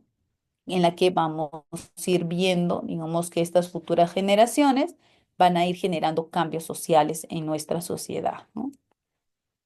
Ahora bien, vamos a entrar ya al aspecto de la intervención, del trabajo propiamente con la niñez, con los niños, niñas, adolescentes, ¿no? El trabajo social y la intervención en la niñez. Básicamente, nuestro accionar como profesionales de social es actuar en áreas de detección, ¿no? Como les mencionaba al inicio, estamos muy involucrados en el aspecto preventivo, ¿no? Pero también en el aspecto de poder identificar ciertos casos, ¿no?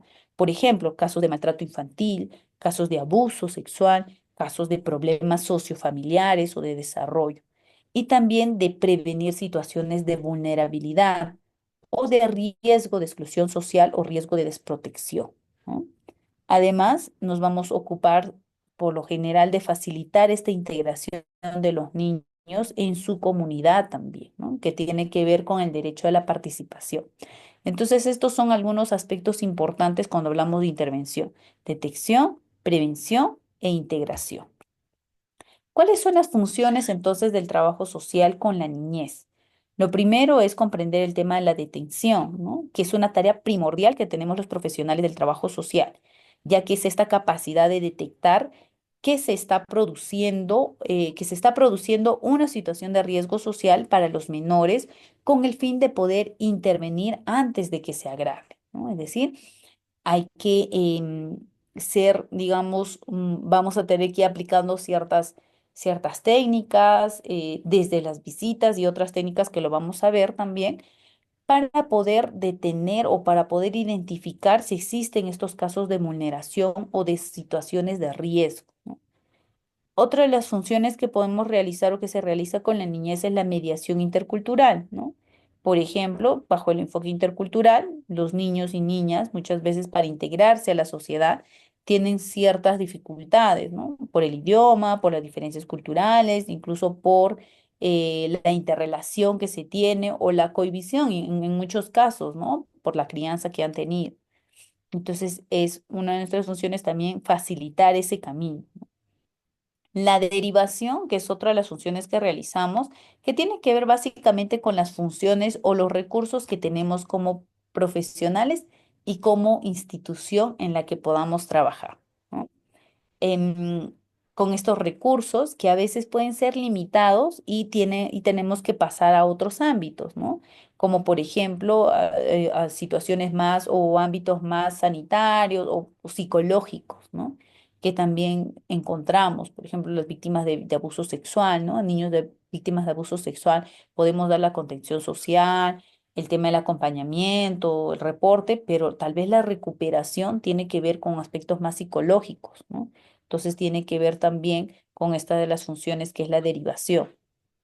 La intervención del profesional también es necesaria en casos reiterados, por ejemplo, ¿no? Cuando hacemos visitas, por ejemplo, a través de los centros de emergencia mujer, ¿no? A través de las incidencias, si hay un incidente nuevo o no, ¿no?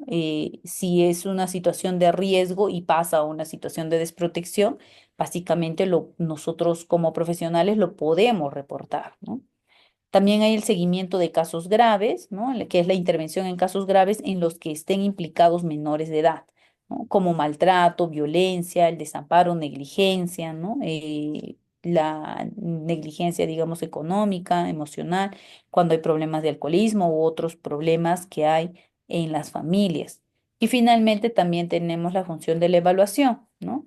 En la que nos ocupamos de evaluar las necesidades de los menores a través de diferentes técnicas, como la observación, la entrevista, no solamente a la familia, sino también a los docentes o a las personas, digamos, más cercanas al caso, ¿no? Entonces, viendo ello, vamos a ver que nuestra intervención va a ir asociada a ciertos indicadores, ¿no? Todos estos indicadores o estas dimensiones responden o van a garantizar un desarrollo integral a los niños, niñas, adolescentes.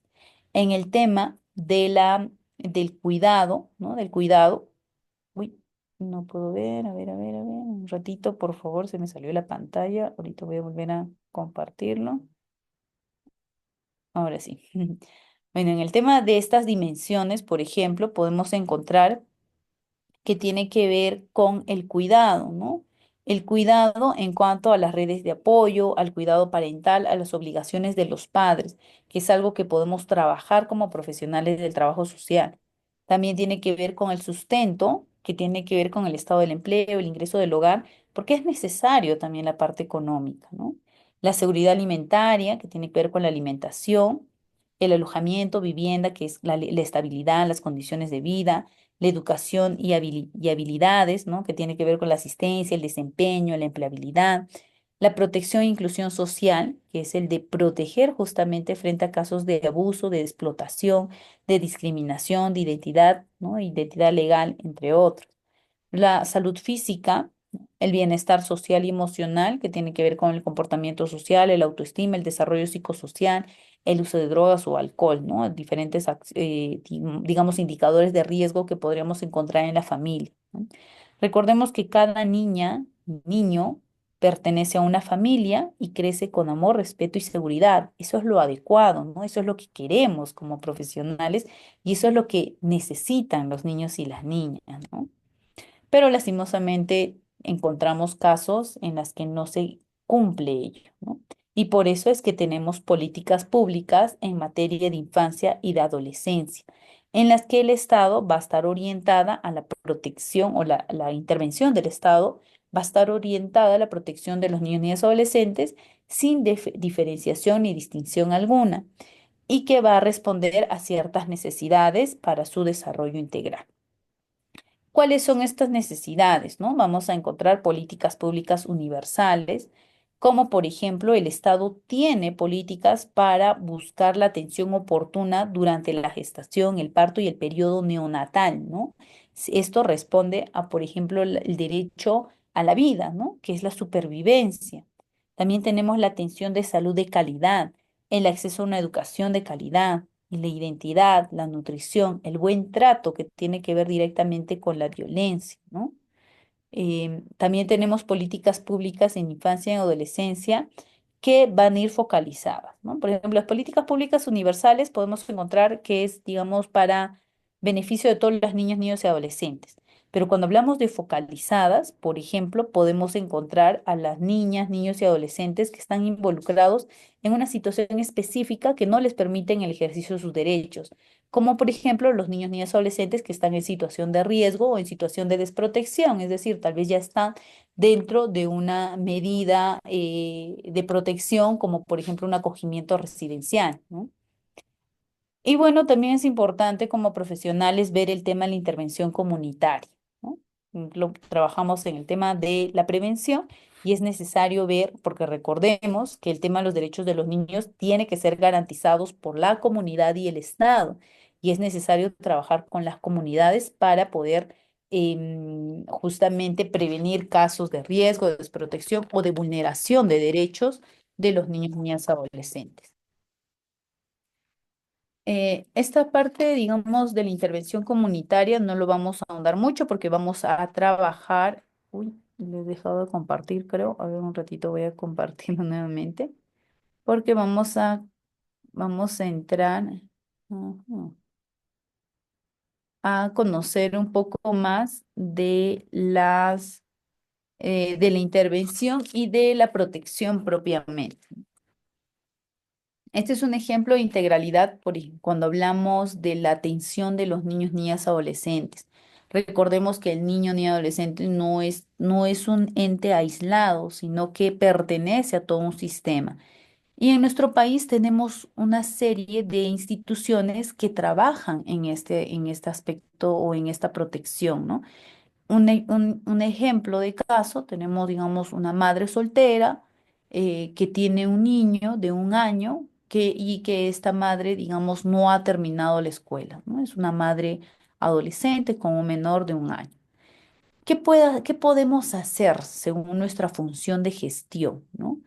Podemos empezar a gestionar, por ejemplo, ante la DEMUNA, el tema de del acceso a una alimentación, ¿no? Por ejemplo, a través de actos conciliatorios para poder establecer un régimen de visita o un régimen o una pensión alimentaria, ¿no? Por parte del progenitor o de la otra persona, ¿no? Pero también podemos ir garantizando sus derechos básicos, ¿no? Del niño, o en este caso del niño, ¿no? El acceso a la identidad, el acceso a la salud y el acceso a la protección que tiene que ver con el cuidado, ¿no? Si estamos hablando de una madre adolescente soltera, también tenemos que trabajar con esta madre para poder fortalecer ciertos aspectos, que culmine la escuela, que pueda trabajar o pueda fortalecer o aprender algún oficio y que pueda insertarse posteriormente a un trabajo. Y para trabajar necesita tiempo o un espacio donde cuidar al menor, ¿no? Y esto puede ser asociado a un programa social o a un cuidado diurno, ¿no? Otra vez, por ejemplo, el programa Cuna Más, ¿no?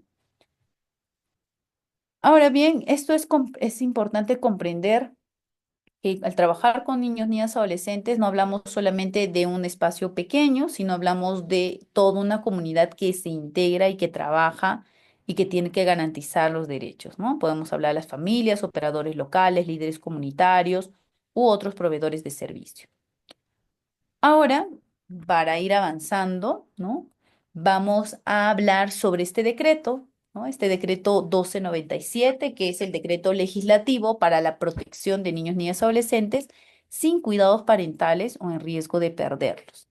¿Qué es importante de este decreto legislativo que tenemos que comprender? De que este decreto busca brindar una protección integral a los niños, niñas y adolescentes sin cuidados parentales o en riesgo de perderlos, a fin de garantizar el pleno ejercicio de sus derechos, priorizando su derecho a vivir, crecer y desarrollarse en el seno de su familia. Recordarán que uno de de los derechos que está reconocido en la Convención es el derecho a no ser separados de sus padres, pero eso no implica que estos padres o esta familia no garantice ciertas condiciones para que los menores puedan desarrollarse. Y es aquí donde trabajamos o intervenimos como profesionales para la protección de los niños, niñas y adolescentes, ¿no? vamos a entrar a conocer estos dos importantes conceptos que se establecen en este decreto legislativo, que es la situación de riesgo y la situación de desprotección, ¿no? Cuando hablamos de cuál, ¿no? Tiene que ver mucho con los conceptos, con el comportamiento de la familia, con la gravedad de la violencia. Ni uno de estos dos, o mejor dicho, los dos casos, ya hablamos de riesgo de desprotección, y estamos hablando de vulneración de derechos. O sea, no es que uno sea mejor que el otro, porque en realidad ambos están vulnerando los derechos de los niños y ya se trabaja bajo una mirada de protección, ¿no? Sin embargo, hay diferencias en cuanto a estos dos conceptos, estos dos ámbitos, ¿no? Uno que tiene que ver con situaciones de riesgo que está, digamos, asociado al ejercicio de los derechos, que, bueno, a que los ejercicios, al ejercicio de los derechos de los niños, niñas, adolescentes, está siendo amenazado y está siendo afectado, pero esta afectación de sus derechos está siendo bajo ciertas circunstancias, ya sea por circunstancias personales, familiares o sociales, pero que perjudican su desarrollo integral, pero no revisten gravedad alguna. O sea, sí hay una vulneración de derechos, ¿no? Sí hay condiciones o circunstancias, condiciones, digamos, que están permitiendo que no se ejerza o que no se garantice los derechos de los niños, niñas, adolescentes, pero esta situación no va a generar una gravedad mayor, ¿no? Y no son o no pueden ser atendidos por su familia. Digamos, estas condiciones no están siendo atendidas por la familia. Y esta situación va a requerir una atención estatal, pero va a estar adaptada a medidas necesarias para prevenir la desprotección familiar. Es decir, están como que a un paso de perder la tutela de sus menores, ¿no? Esa es básicamente la desprotección sin que en ningún caso justifique la separación del niño, niño, adolescente de su familia de origen.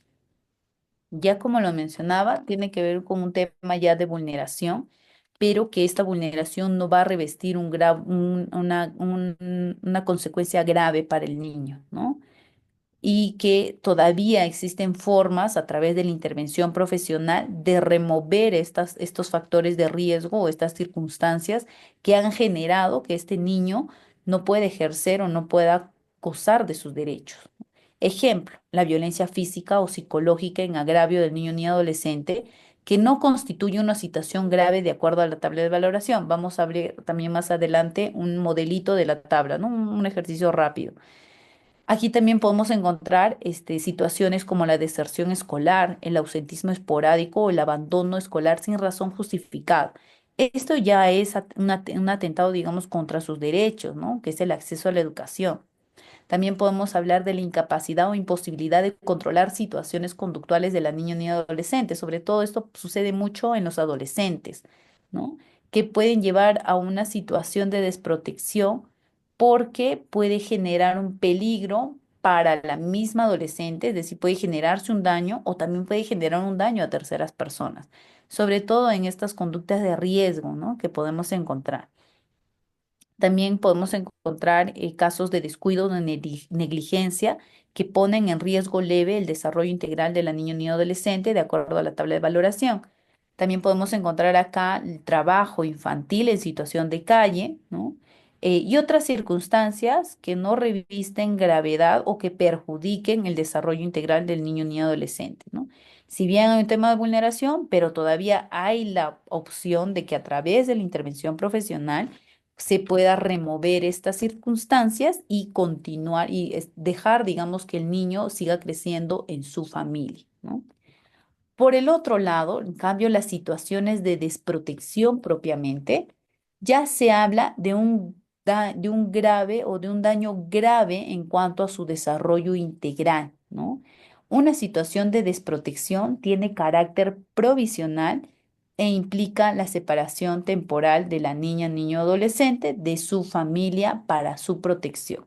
Es decir, el Estado te dice, bueno, en esta familia el niño no está siendo protegido y más bien se está poniendo en riesgo su vida y su integridad. Entonces es necesario sacarlo de esta familia temporalmente para trabajar con esta familia y con este niño de manera separada, ¿no? Hasta que se puedan quitar estas situaciones, estas circunstancias y se pueda reinsertar al niño en su familia, ¿no? ¿Qué acciones o qué vulneración o qué hechos podemos encontrar acá? El abandono del niño ni adolescente que se produce cuando faltan las personas que asuman su cuidado en ejercicio de la patria potestad o tutela, ¿no? O porque estos no quieren o no pueden ejercerlos. Por ejemplo, cuando hemos encontrado casos de niños que vivían solos en las casas, ¿no? Ese es un abandono y ya es una situación de desprotección o cuando hay una amenaza o afectación grave para la vida, salud e integridad física del niño ni adolescente, como por ejemplo, cuando hay violencia sexual o violencia físico psicológica grave por parte de uno de los miembros de la familia y digamos si la familia esté consintiendo el hecho, ¿no? Es una manera negligente y ya es una situación de desprotección. O, por ejemplo, cuando la niña o niño adolescente haya sido identificado como víctima del delito de trata de personas, ¿no? Y esta situación se vincule a que no están cumpliendo con el deber, o sea, la familia no está cumpliendo con el deber de proteger al niño. Ya esto es un delito, ¿no? El tema del trata de personas ya es un delito y ya es de por sí catalogado como una situación de desprotección. Otro hecho de desprotección es, por ejemplo, cuando el niño o niña adolescente consume de manera reiterada sustancias adictivas, ¿no? Y la familia no hace nada, ¿no? Es decir, hay un consentimiento o una tolerancia por parte de esta familia. Hay también un trabajo infantil en situación de calle o aquel que suponga una afectación de derechos que revista gravedad para la niña o niño adolescente de acuerdo a la tabla de valoración o cuando hay también una inducción a la mendicidad, a la delincuencia, a la explotación sexual, al trabajo forzoso o cualquier otra forma de explotación. Y otras circunstancias que perjudiquen gravemente el desarrollo integral, ¿no? Y cuyas consecuencias se puedan evitar, digamos, no se pueden evitar mientras sigue en la casa, ¿no? Es decir, es necesario retirarle para poder trabajar o se puedan remover estas circunstancias. Entonces, esta es, digamos, la diferencia entre una situación de riesgo y una situación de desprotección. Entonces, cuando hablamos de estas situaciones, recordarán o hemos visto que se habla de la tabla de valoración de riesgo. Esta tabla de valoración de riesgo es una medición que se hace de cuándo es una situación de desprotección y cuándo es una situación de riesgo. Esta tabla de valoración de riesgo lo realiza un equipo multidisciplinario, es decir, un equipo conformado por un profesional del trabajo social, por un profesional de psicología y por un abogado o una abogada, ¿no? Entonces, este equipo multidisciplinario se encarga de realizar esta valoración de riesgo. Y este es un pequeño ejemplo de esta tabla de valoración, ¿no? Un tipo de violencia muy común que se ve es la violencia física en la familia de origen. ¿Cuándo es una situación de riesgo y cuándo es una situación de desprotección? Una situación de riesgo va a depender mucho de la conducta que asume la familia, ¿no? Porque en ambos casos hay violencia física en cualquier parte del cuerpo, ¿no? Pero en una situación de riesgo, esta violencia no va a causar dolor y tal vez no va a generar una consecuencia a largo plazo, una consecuencia para su salud física. Y la familia va a tener un comportamiento distinto. Es decir, por ejemplo, la familia reconoce que sí ejerce violencia física, pero lo toma como un medio de corrección o de castigo de manera ocasional o reiterada y sin embargo muestra interés de dejar de ejercer este castigo físico o cuando se muestra permisivo al frente al castigo físico de parte de otros miembros del entorno familiar, sin embargo, muestra interés por recibir la orientación de servicios con el fin de revertir esta situación. Por ejemplo, las competencias parentales que hablábamos al inicio. En cambio, en una situación de desprotección propiamente, ya hablamos de consecuencias más fuertes, ¿no? Por ejemplo, lesiones en cualquier parte de su cuerpo, como por ejemplo fracturas, sangrado, hematomas, mutilaciones, desfiguración, quemaduras, daños orgánicos, entre otros. También aquí podemos ver que estos niños que están, digamos, en esta situación ya de desprotección, según esta tabla, son estos niños que han sido expuestos a situaciones que ponen en riesgo su vida, ¿no? Y presentan trastornos mentales como resultado de estas lesiones o tienen alguna discapacidad física o mental o habilidad especial a causa de esa agresión física. y cómo es la actitud o el comportamiento de la familia. La familia de origen va a negar la ocurrencia de los hechos de violencia o va a ejercer violencia física con objetos pesados, cortantes, fluidos, ¿no? Filudos, entre otros, porque ya se es consciente de que estamos haciendo mayor daño con algún objeto en la mano, ¿no? O cuando no denuncia una violencia física que ha sido realizado, por ejemplo, por el papá o por el tío o la mamá, ¿no? Entonces, un miembro de la familia ha generado este hecho de violencia física con una lesión grave, pero no ha denunciado. Esa ya es una actitud, digamos, de desprotección, ¿no? O cuando se expulsa al niño ni adolescente del hogar, o cuando hay una situación de violencia física que puede ser un evento frecuente, ¿no? O cuando se evidencia crueldad o ensañamiento en la agresión física contra el niño ni adolescente. Entonces, esta es la diferencia y esta es la tabla que se maneja para evaluar si es una situación de riesgo o una situación de desprotección en diferentes tipologías, ¿no? Este es solo un ejemplo de violencia física. Entonces, ¿quiénes son las instituciones que por lo general, digamos, trabajan en la intervención de estos casos por riesgo de desprotección o desprotección familiar, ¿no? Básicamente en la protección infantil, ¿no? Tenemos a las defensorías municipales, que son las llamadas de MUNAS, las unidades de protección, que son las llamadas UPES, y las unidades concentradas de adopción administrativa, ¿no? Y para esta ocasión, ya para ir avanzando y culminando, vamos a hablar de forma general, por ejemplo, de las acciones que realizan las DEMUNAS y las UPES, ¿no? Las DEMUNAS, bueno, son las DEMUNAS acreditadas. Este decreto legislativo incluso menciona cómo es el requisito para la acreditación, ¿no? Y qué es lo que hacen las DEMUNAS acreditadas, ¿no? Básicamente, estas demunas van a evaluar los factores de riesgo y protección de los niños y niñas adolescentes en situación de riesgo que tienen en cuenta su situación sociofamiliar, ¿no? También realizan las actuaciones preliminares necesarias para determinar si existen situaciones de riesgo o no, ¿no? Van a iniciar el procedimiento por riesgo cuando existen elementos suficientes que así lo van a calificar.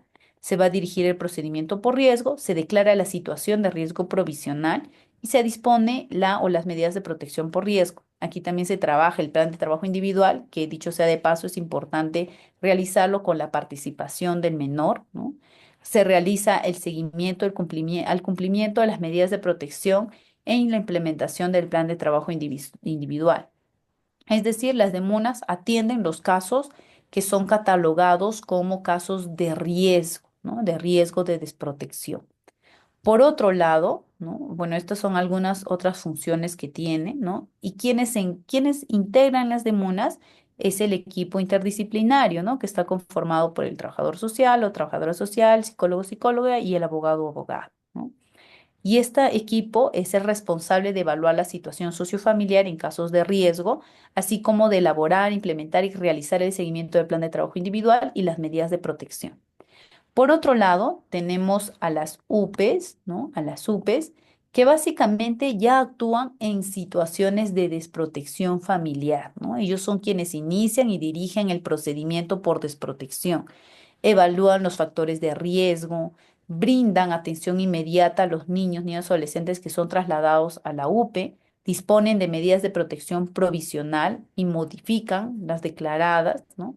Declaran la situación ya de desprotección provisional y estos, al declarar, digamos, una situación de desprotección, ya empieza otra medida provisional, que puede ser un acogimiento residencial o un acogimiento familiar, ¿no?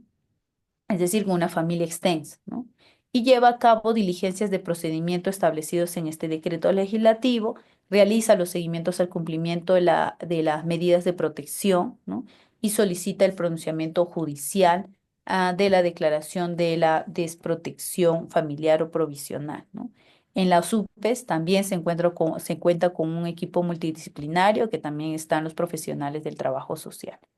Finalmente, ¿no? Finalmente, dentro de las funciones de los equipos especializados, ¿no? En las UPEs, por ejemplo, se encuentran con estos equipos interdisciplinarios funcionales para la atención de los niños, niñas y adolescentes, ¿no? Quienes se encargan de dar una atención inmediata en las instalaciones, de la evaluación, de la implementación y del seguimiento del plan de trabajo individual para remover justamente estas condiciones o estos factores que se han encontrado que han generado una situación de desprotección, ¿no?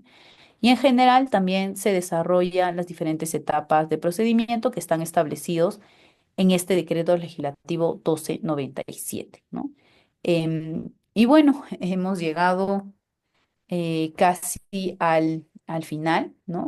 Para mencionarles que en la diapositiva anterior, este es el link donde pueden encontrar el decreto legislativo completo, ¿no?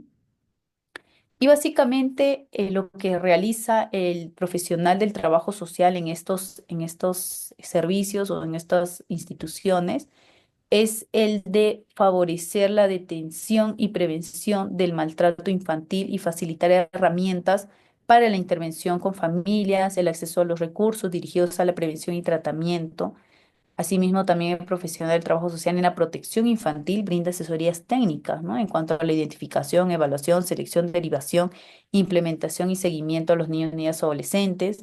Somos parte de este equipo multidisciplinario o interdisciplinario funcional que va a realizar la elaboración e implementación y seguimiento del plan de trabajo individual. Evaluamos también socialmente los documentos, los hechos o las circunstancias que colocan a los niños, niñas, adolescentes en las situaciones de presunto riesgo o desprotección.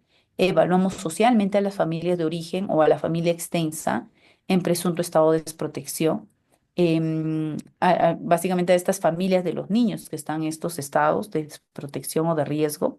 Elaboramos informes sociales respecto a los niños, niñas, adolescentes que ingresan a los servicios de desprotección o servicios de protección, mejor dicho, y participamos en la elaboración del equipo, de este informe del equipo interdisciplinario sobre la situación del niño y adolescente, ¿no? Básicamente en este plan de trabajo, ¿no? Asimismo, también recomendamos las medidas de protección provisional, coordinamos con el Ministerio Público, con la institución correspondiente, ¿no? Para brindar, digamos, o para que puedan ingresar estos menores o estas familias a los servicios que brinda, ¿no? Para su protección integral. Realizamos visitas domiciliarias para validar la información referida a la presunta desprotección. Coordinamos y realizamos acciones para favorecer competencias parentales. Y dentro de todo este trabajo que realizamos tenemos técnicas e instrumentos. La mayoría o las principales técnicas e instrumentos que utilizamos son la observación, la entrevista, la visita domiciliaria, el mapa de riesgo, la tabla de valoración de riesgo, la ficha de identificación de signos de alerta, el informe de valoración de riesgo, cuaderno de campo, expedientes, ¿no? Que básicamente son informes que nos derivan, y el informe social, ¿no? Para poder dar también las recomendaciones posterior a una evaluación exhaustiva, ¿no? Y bueno, eso es todo con respecto al curso. En realidad es bastante amplio. Hemos tratado de sistematizar. Como han visto, es un tema bastante amplio, ¿no? Porque no hablamos solamente de una institución, sino de cómo es que trabajamos con la niñez, ¿no? Desde el espacio en la que nos encontremos, ¿no? Tal vez no solamente trabajamos en estas instituciones que hemos visto, sino tal vez en ONGs o como profesionales independientes, ¿no? Entonces vamos viendo que nuestro trabajo con esta población tiene que ver con un tema de detección y también de prevención, ¿no? Entonces es importante identificar estas formas, digamos, de intervención que tenemos. Bien, eso es todo con respecto al curso de hoy. Voy a quedarme unos minutitos más, tal vez si es que hubiera alguna consulta, les agradecería que sea por el chat o tal vez levantando la manito, tal vez por el chat para avanzar más rápido, pero si no, estoy atenta, ¿no? Y bueno, si no hubiera también, muchas gracias por la escucha y por el espacio y bueno, muy agradecida y conmigo será hasta una siguiente oportunidad, ¿no? Igual las diapositivas, los materiales, como les comentaba ya el centro de capacitación se va a va a ser el encargado de poder brindarles, facilitarles, ¿no? Como ya les ha comentado al inicio de la clase. Bien, bueno, nuevamente buenas noches y muchas gracias. Gracias, licenciada Joyce, por la sesión del día de hoy.